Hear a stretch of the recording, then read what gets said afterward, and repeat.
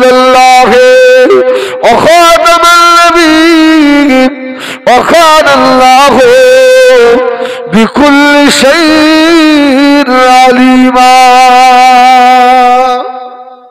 সুবহানাল্লাহ। আমাদের নবী হলেন শেষ নবী, খাতামুন নবী, আর নবী নেই। এই নবীর দায়িত্ব আমাদের আছে না নাই?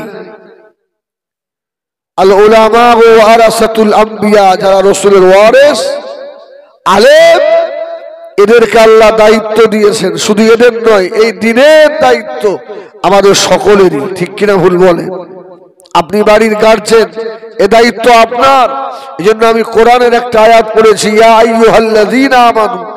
কোরআন শরীফের পাতায় পাতায় আল্লাহ ঈমানদারদের এত ভালোবাসেন, ইয়া আইয়ুহাল্লাযীনা আমানু বলে ডেকেছেন।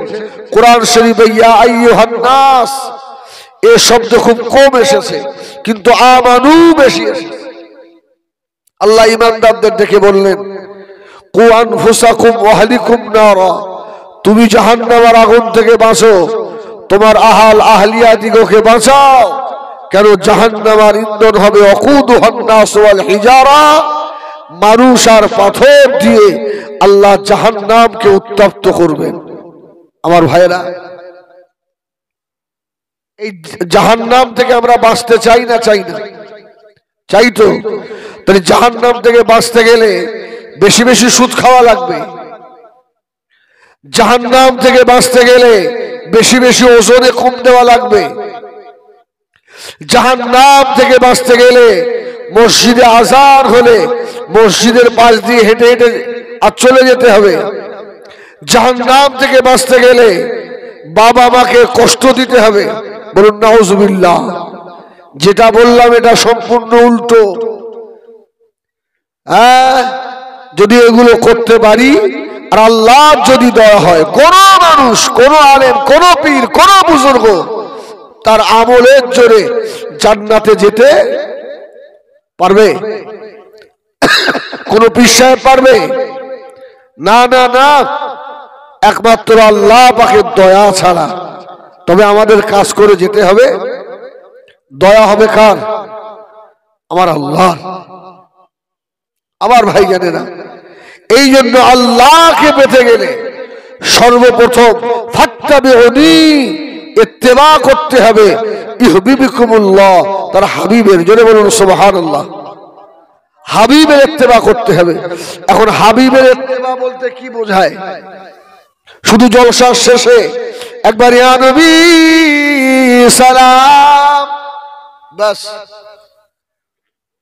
রাসূলের মোহাম্মদ শেষ। জলসার শুরুতে একটু ইয়া নবী মানে কয়েকবার দরুদ শরীফ পড়লেন, মোহাম্মদ শেষ। না না না, এক নাম্বার কথা হলো আল্লাহর দরবারে ওই ইবাদত ওই মানুষটাই পছন্দনীয় যে নাকি মুহাম্মদ সাল্লাল্লাহু আলাইহি ওয়াসাল্লামের মডেলের হতে পেরেছে। জোরে বলুন সুবহানাল্লাহ। আমাদের মুহাম্মদ সাল্লাল্লাহু আলাইহি ওয়াসাল্লামের রঙে রঙতে হবে। রাসূলের রঙে যদি রঙতে পারি তাহলে আমাদের নামাজ, রোজা, হজ, যাকাত, তাসবিহ, তাহলিল সব আল্লাহ কবুল করবেন। আর রাসূলকে ছেড়ে দিয়ে যদি করি এই সব বরবাদ হয়ে যাবে। ঠিক কিনা ভুল বলেন? তাহলে রাসূলের সুন্নাত গুলোকে নিজের জীবনে বাস্তবায়িত করতে হবে না? হবে না? হবে না? আল্লাহু আকবার বলে রেখেন। যতগুলো মুসল্লি আছেন, একটা মুসল্লি আমাকে দেখান পকেট থেকে একটা মেসওয়াক বার করে। মেসওয়াক আছে কারোর কাছে? নেই। কটা মুসল্লি এখানে আছেন যারা বসে বসে সভা শুনছেন যে প্রস্রাব ফিরে আমি রীতিমতো কুলুক ব্যবহার করি? আরে তুই তো যুবক ছেলে, তোর এখনো প্রস্রাবের শেখায়াত হয়নি। যাদের প্রস্রাবের রোগ হয়ে গেছে, কখন যে গড়িয়ে বার হয়ে যায় এরা জানে না, ওই অবস্থায় নামাজ আদায় করে। এই আছে না নাই? কথা রাগ হচ্ছে? হলে তো কিছু করার নেই। এই জন্য রাসূল বলেছেন আল হাক্কু মুররুন, হক কথা একটু তিতো লাগবে। নিম পাতা খাবেন মানে রক্ত ফিল্টার হবে, তবে খেতে একটু কষ্ট। আমার ভাইয়েরা সোনা মানিকিনা, নবী আমার দীন দুনিয়া বাদশাহ হাবিবুল্লাহ জনাবে মুহাম্মদুর রাসূলুল্লাহ সাল্লাল্লাহু আলাইহি ওয়াসাল্লাম, আল্লাহ নবীর জিন্দেগিটা অনেক মেহনতের, অনেক কষ্টের বাবা। ও সোনা মানিকিনা, আল্লাহ নবী যতদিন কলমার দাওয়াত দেয়নি মক্কার মানুষের কাছে আল্লাহর নবী আলামিন ছিলেন। কি ভালো ছেলে, ভালো ছেলে। রাসূলুল্লাহ যেই বলল কুলু লা ইলাহা ইল্লাল্লাহ, বাস মক্কার সব মানুষের কাছে আবার রাসূল খারাপ হয়ে গেল। ও আমার ভাইয়েরা সোনা মানিকেরা, নবী আমার দীন দুনিয়ার বাদশাহ জনাবে মুহাম্মদুর রাসূলুল্লাহ সাল্লাল্লাহু আলাইহি ওয়াসাল্লাম, নবী আমার মা হারালেন, বাবা হারালেন, দাদু হারালেন, চাচা হারালেন। আল্লাহ নবী আম্মা জান খাদিজাতুল কুবরা রাদিয়াল্লাহু তাআলা আনহাকে হারালেন। নবী একা, মক্কা চতুর্পাশে আমার রাসূলুল্লাহর সব জানের দুশমন, বাইরে বার হওয়ার মতো আমার নবী নেই। তথাপিও কি রাসূলুল্লাহ দ্বীনের কাজ বন্ধ করেছিলেন? ও পাহাড়ে গুহায় গুহায় লুকিয়ে লুকিয়ে আল্লাহর নবী দ্বীনের দাওয়াত দিয়েছিলেন। আল্লাহ নবী সব যখন চলে গেল, নবী আমার গভীর রাত্রিরে হুজরা মুবারক থেকে বার হয়ে আল্লাহ নবীর একটা চাচাতো ভাই ছিল, ওই চাচাতো ভাইয়ের নাম হলো হযরতে আকিল। আল্লাহ নবী আখিরে ঘরের দরজায় গিয়ে দাঁড়ালেন। ওহ, কত মেহনত দেখেন। সব তো দুশমন রাসূলুল্লাহ। রাসূল আস্তে আস্তে গিয়ে আকিলের ঘরের দরজায় দাঁড়িয়ে ঠোকা দিচ্ছে, ভাই আকিল, এ ভাই ঘরের আওয়াজ শুনতে পেয়ে ঘরের ভিতর থেকে আখিল আওয়াজ দিয়েছিল, কে আমার ঘরের দরজায়? হযরতে মুহাম্মদ। আল্লাহ নবী কেঁদে ফেললেন, ও আখিল, দুনিয়ায় আমার আহা বলার মতো, খোঁজ খবর নেওয়ার মতো দুনিয়ায় আমার কেউ নাই। ভাই আখিল, একটু আমার সঙ্গে আসবে নাকি? মক্কা চতুর্পাশে আমি রাসূলুল্লাহ, সব যে আমার জানের দুশমন। ওহ, আকিল ভিতর থেকে আওয়াজ দিচ্ছে, যাব না। এই মুহাম্মদ সাল্লাল্লাহু আলাইহি ওয়াসাল্লাম, যাব না। আমার রাসূলুল্লাহ তো ওকে না নিয়ে আসবে না। জোরে বলুন সুবহানাল্লাহ। রাসূল ঝরঝর ঝরঝর করে কাঁদছে, ভাই আকিল, কেউ নেই আমার, একটু আমার সঙ্গে এসো ভাই, একটু এসো। ও আমার ভাইয়েরা সোনা মানিকেরা, অনেক কথা বলা বলে হযরতে আখিল ঘর থেকে বার হয়ে এলেন। নবী আমার আখিলকে বলেছিলেন, ভাই আখিল চলে ভাই, আমরা একবার মরুভূমির দিক থেকে ঘুরে আসি। আল্লাহ নবী ঘুরতে নিয়ে গেলেন। কিছু দূর যাওয়ার পরে আল্লাহ আমাকে কুদরতি কারিশমা আখিরের পানির পিপাসা লেগে গেল।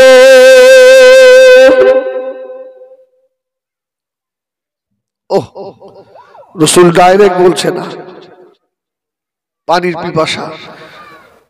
মুহাম্মদ সাল্লাল্লাহু আলাইহি ওয়াসাল্লাম, ভাই আমাকে একটু পানি পান করাবে ভাই, আমার বুকে ছাদা ফেটে গেল পানির পিপাসায়।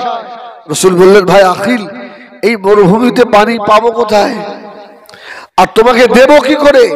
এক কাজ করো না, ওই যে পাহাড়টা দাঁড়িয়ে রয়েছে, যাও যাও যাও, পাহাড়টাকে গিয়ে বলো যে হযরতে মুহাম্মদ সাল্লাল্লাহু আলাইহি ওয়াসাল্লাম পাঠিয়েছে, আমাকে একটু পানি পান করাও। জোরে বলুন সুবহানাল্লাহ। আকিলের মাথা খারাপ। এখন বলেন পাহাড়ের জীবন আছে? এই পাহাড় কথা বলতে পারে? আল্লাহু আকবার। আমার নবীর জন্য কথা বলতে পারে। জোরে বলুন সুবহানাল্লাহ। এই অবস্থা আপনাদের জানা? রাসূলুল্লাহ উহুদের ময়দানে, উহুদের পাহাড়ে দাঁড়িয়ে, উহুদের পাহাড় কাঁপছে। জোরে বলুন সুবহানাল্লাহ। রাসূল একটা লাঠির ভর দিয়ে বলেছিলেন, তোর উপরে একজন নবী দাঁড়িয়ে রয়েছে, একজন সিদ্দিক দাঁড়িয়ে রয়েছে, একজন শহীদ দাঁড়িয়ে, দুইজন শহীদ দাঁড়িয়ে রয়েছে। জোরে বলুন সুবহানাল্লাহ। উহুদ স্থির হয়ে গেল। আমার ভাইজানেরা, সোনামানিরা, আখিলের মাথা খারাপ হয়ে গেল। ও রব্বুল আলামিন আল্লাহ, মানুষ মানুষের কথা শোনে না। আমার ভাই মুহাম্মদ আমাকে ওই পাহাড়ের কাছে দিয়ে বাঁচাও। পানির পিপাসা সহ্য করতে না পেরে হযরতে আখির আস্তে আস্তে গিয়ে পাহাড়ে দাঁড়িয়ে গিয়ে দাঁড়ালো। পাহাড়ে দাঁড়িয়ে দাঁড়িয়ে চিল্লে বলতে লাগলেন, এ পাহাড়ের পাথর, আমার এতিম ভাই হযরতে মুহাম্মদ সাল্লাল্লাহু আলাইহি ওয়াসাল্লাম আমাকে পাঠিয়েছে, একটু পানি পান করিয়ে দাও। যদি বলেন না সুবহানাল্লাহ, একটু পানি পান করাও। আবার রাসূলুল্লাহ ডাইরেক্ট বলছেন, উদউ ইলা সাবিলি রাব্বিকা বিল হিকমাতি ওয়াল মাউইদাতিল হাসানা। রাসূলুল্লাহ হিকমত কাজ করছে। জোরে বলুন সুবহানাল্লাহ। ওহ, আমার রাসূল দূর থেকে দাঁড়িয়ে দাঁড়িয়ে দেখছে, আকিল দূর থেকে রাসূলুল্লাহ দেখছেন। আকিল যেই বলেছে, আল্লাহ পাহাড়ের জবান খুলে দিয়েছে। জোরে বলুন সুবহানাল্লাহ। ও গরু গোবর মোল্লা বাড়া জানেরা, মায়েরা, বোনেরা, বেঠিরা, ওই সময় পাহাড়ের ভিতর থেকে আওয়াজ হয়েছিল, ও হযরতে আখির, আমাদের নবী জনাবে মুহাম্মদুর রাসূলুল্লাহ সাল্লাল্লাহু আলাইহি ওয়াসাল্লামকে গিয়ে বলো, আমরা পানি দিতে পারলাম না, কেননা যেদিন আমাদের নবী বলেছিলেন, ইয়া আইয়ুহাল্লাযীনা আমানু কু আনফুসাকুম ওয়া আলাইকুম নারা ওয়াকুদুহান নাস ওয়াল হিজারা জাহান্নামার মানুষা পাথর। ওই দিল থেকে জাহান্নামের আযাবের ভয়ে কেঁদে কেঁদে আমাদের মুখের পানিগুলো সব শেষ হয়ে গিয়েছে। যদি বলুন সুবহানাল্লাহ। কান্নার মানুষ আর আছে? এই কান্নার মানুষ আর বেশি পাওয়া যায়? আল্লাহু আকবার। এখন হাসি ঠাট্টা তামাশার মানুষ দুনিয়ায় বেশি না কম? বাংলাদেশে দেখেন না, যারা নাটক করে ওদেরকেও নবীর মেম্বারে উঠিয়ে দিচ্ছে। হচ্ছে না? হচ্ছে না? মারও খাচ্ছে। জীবনে ওদের শান্তি হবে না। বাংলাদেশ, ওরা জীবনে শান্তি পাবে না। হ্যাঁ, আজকে কান্নার মানুষ দুনিয়ায় কম। গুনার কথা মনে করে কাঁদবে এ মানুষ নেই, খুব সীমিত, কম হয়ে গেছে। রাসূলুল্লাহ দাঁড়িয়ে দাঁড়িয়ে দেখে বললেন, দাঁড়িয়ে রয়েছেন, আকিল ছুটছে। রাসূল, আকিল কি খবর? বলছে, ভাই মুহাম্মদ সাল্লাল্লাহু আলাইহি ওয়াসাল্লাম পাহাড় বলল আজকে আর পানি দিতে পারবে না। সুবহানাল্লাহ, সুবহানাল্লাহ। আকিলের তো মাথা খারাপ। ইস, যে ভাইয়ের কথা পাহাড়ের পাথর শোনে। শয়তান ইবলিস পিছন দিক থেকে লাথি মারতে লাগলো। ও খবরদার, মুহাম্মদুর রাসূলুল্লাহকে সাল্লাল্লাহু আলাইহি ওয়াসাল্লামের কথা শুনে যেন ঈমানুল বিনাত মুহাম্মদ বড় জাদুকর। আল্লাহ নবী আখিলকে বললেন, ভাই আখিল এবারে বাড়িতে ফিরে চলো। রাস্তায় আস্তে আস্তে বলছে, মুহাম্মদ সাল্লাল্লাহু আলাইহি ওয়াসাল্লাম আগামীকাল যেন আসবেন না। আগামীকাল আর আপনার সঙ্গে আমি যাব না। আমার রাসূল কাঁদছেন আর বলছেন, ভাই আখিল আমার কেউ নেই ভাই, আমি মুহাম্মদ একা, আমি যে এতিম, আজকে আমার পাশে আমার খাদিজাও নেই, তুমি একটু আমাকে গাইড করবে না? না, যাব না। আজকে তুমি যা আমাকে দেখিয়েছো, আগামীকাল নিয়ে গিয়ে আবার যে কি দেখাবে তার তো ঠিক নেই। জোরে বলুন সুবহানাল্লাহ। আবার যে কি দেখাবে। আস্তে আস্তে ইমানের দানা বাড়ছে ভিতরে। জোরে বলুন সুবহানাল্লাহ। এই জন্য আমি অনেক জলসায় বলি, এই যুবকেরা 5 ওয়াক্ত না পারো অন্তত মসজিদে 1 ওয়াক্ত করে নামাজের ভিতরে আল্লাহ আমার মোহাব্বত রেখেছে। 5 ওয়াক্ত পড়তে, 1 ওয়াক্ত পড়তে পড়তে একদিন ওই ব্যক্তিটা 5 ওয়াক্তের মুসল্লি হয়ে যাবে ইনশাআল্লাহ। ঠিক কিনা ভুল বলেন? আর মুসল্লি বাড়বে কি? মসজিদে কিছু বুড়ো মুসল্লি থাকে, রাগ করবেন না, আপনাদের মোল্লা পাড়ায় সব ভালো আলহামদুলিল্লাহ। মসজিদে যুবক ঢুকলে এদের মাথায় যেন বাস পড়ে, এরা সহ্য করতে পারে না। যুবকগুলোকে কি করে মসজিদ থেকে বার করা যায়? রাসূলুল্লাহ বললেন, যত বুড়ো এরা আমার দ্বীনের শত্রুতা করেছে, আর যত যুবক এরা আমার দ্বীনের সাহায্য করেছে। জোরে বলুন সুবহানাল্লাহ। এই জন্য হিকমত খাটাবেন, বুঝছেন? আমার বেজনেরা, সোনা মানিকেরা, নবী আমার দয়ার নবী পরের দিন আবার সকালে আস্তে আস্তে চলে এলেন আখিলের ঘরের দরজায় দাঁড়িয়ে নবী আমার ডাক দিলেন, ভাই আখিল দাঁড়িয়ে আছো নাকি? ভিতর থেকে আওয়াজ হলো, যাবো না যাবো না ও হযরত মুহাম্মদ, যাবো না। আল্লাহর নবী পাগলের মতো কাঁদতে লেগেছে। আমার দুনিয়ায় মা নাই, আমার আব্বা নাই, আমার আবরার মতো কেউ নাই। ভাই আখিল মক্কা চতুর্পাশে আমি রাসূলুল্লাহ, সব আমার জানের দুশমন। আল্লাহ নবীর নূরের চোখের পানি দেখে আর থাকতে পারি না। আখিল আস্তে আস্তে বার হয়ে চলে এলো। জোরে বলে না সুবহানাল্লাহ। আপনাদের অসুবিধা হচ্ছে? অসুবিধা হচ্ছে? একটু তাকবীর দাও না, নারায়ে তাকবীর। এই জোরে বলো না, নারায়ে তাকবীর। আমাদের ঘটকপুকুর মোল্লা পাড়ার মহান ইসালের সওয়াব। ওহ আল্লাহু আকবার। আখিল বলছে, মুহাম্মদ যাবো না বলেছিলাম, কিন্তু তুমি তো শুনলে না, চলো। আল্লাহ নবী হযরত আখিলকে সঙ্গে করে নিয়ে মরুভূমির উপর দিয়ে চলে যাচ্ছেন।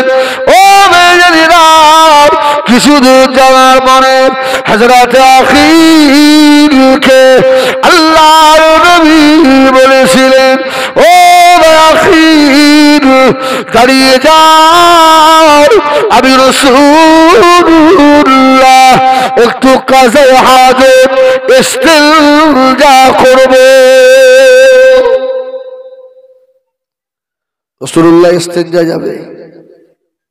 আকিল বলছে, আমি দাঁড়িয়ে দাঁড়িয়ে দেখছি আমার দয়ার নবী আস্তে আস্তে আগে গিয়ে মরুভূমির বালুগুলো টেনে টেনে সম্মুখে দেওয়াল করছে। জোরে বলুন সুবহানাল্লাহ। একটু উঁচু করছে।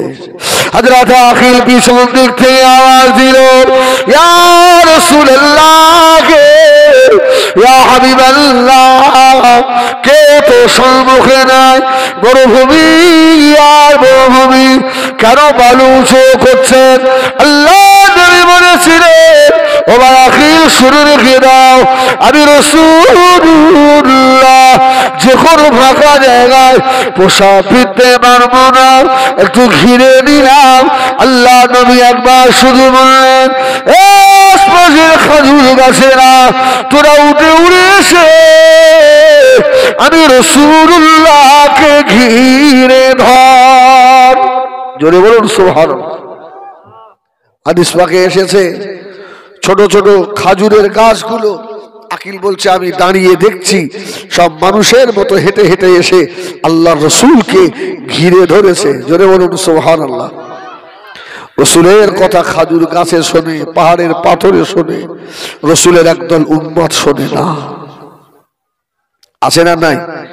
আমি বলি যেভাবে পার্টির জন্য স্লোগান তুলি, যেভাবে মেহনত করি, ক্যাম্পিং করি, যদি এক একটা মুসলমান এইভাবে দায়িত্ববান হয়ে যেত, তা'মুরুনা বিল মা'রুফ ওয়া তানহাউনা আনিল মুনকারের, খোদা কি কসম ঘটকপুকুর মসজিদে জায়গা হতো না। হতো? এই জন্য আল্লামা আবুল আয়েশ সামারকান্দি রাহমাতুল্লাহ আলাইহি তার কিতাবে লিখেছে, এই জাতির উপরে অতদিন শান্তি আসবে না যতদিন না মসজিদগুলোতে ফজরের নামাজে জুমার মতো লোক না হবে। এই ফজরে লোক বেশি হয় না কম হয়? এই জোরে বলে, কম হয় না? যে কটা বুড়ো মুসল্লি রাত্রিতে ঘুম হয় না, হ্যাঁ, সর্দি কাশির অ্যাজমা রুগী এরা সব গিয়ে বসে আছে, আর আমার মতো যুবক গুলো যায় না, যায় না। এই জন্য আবুল আয়েশ সামারকান্দি বলেছেন, মসজিদে যতদিন ফজরে জুমার মতো লোক না হবে এই জাতির কপালে শান্তি ফেরা মুশকিল। রাসূলুল্লাহ বললেন, এই খাজুর গাছের আয় আমাকে ঘিরে ধর। সব এসে ঘিরে ধরেছে চতুর্পাশ। আখিল দূর থেকে দাঁড়িয়ে দাঁড়িয়ে অবাক। অসুবিধা হচ্ছে ভাই? অসুবিধা হচ্ছে? ও বড় ভাই অসুবিধা হচ্ছে ভাই? হয়নি তো? হ্যাঁ দেখেন, এটা দেখেন আপনারা কম বেশি, আমার ঘটকপুর এলাকায় আমার দাওয়াত খুব নয়। আমি কালকে আপনাদের এই চাঁদপুরে সভা করেছি, আপনারা সব কম বেশি জানেন আমি হিজবুল্লাহ বাজে কথা বলা ছেলে নয়, আল্লাহ মাফ করেন। হ্যাঁ, খাল ধারে, হ্যাঁ, একটাও বাজে কথা বলবো না ইনশাআল্লাহ। যতটুকু বলবো ইশকের সঙ্গে বলার চেষ্টা করবো, না লেবে চলে যাও ভাই। কারণ আমার পীর আল্লামা কালিমুল্লাহ হুজুর রহমাতুল্লাহ আলাইহি আমাকে বলেছিলেন, কোচি একটা ওসিয়ত করে যাই, শুনে নাও, কোনদিন রাসূলুল্লাহর মেম্বারে বেয়াদবি করবে না। কারণ আমার রাসূল ইচ্ছা করলে মদিনা রওজায়ে আতাহার থেকে এই মাহফিলটা রাসূলুল্লাহ দেখারও ক্ষমতা রাখেন। সুবহানাল্লাহ বলে, এই নবীর দেখার ক্ষমতা আছে না নেই? আল্লাহওয়ালা যারা হয় এদের জন্য তাম পৃথিবীটাকে আল্লাহ সংকুচিত করে দেয়, ছোট করে দেয়।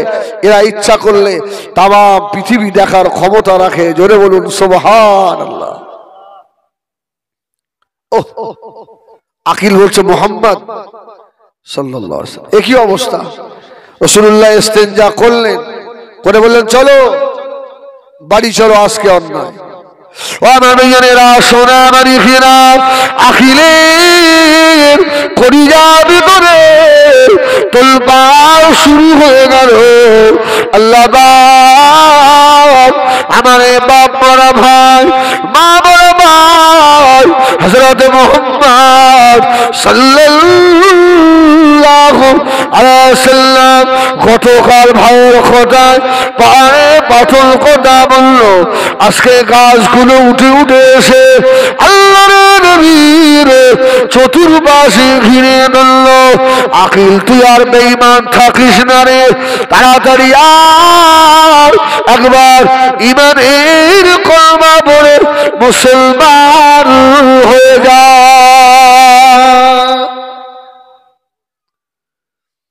শয়তান তো আমাদের প্রকাশ্য দুশমন। পিছন দিক দিয়ে বলছে, খবরদার,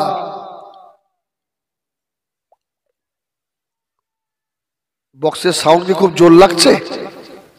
হ্যাঁ, আমি বুঝতে পারছি আপনাদের জোর লাগছে, কিন্তু আমার তো শেষ করে দিচ্ছে। হ্যাঁ এই ভাই মাইক ম্যানেরই খুঁজে পাইনি জানেন দুবার তুই এত শেষ হয়ে না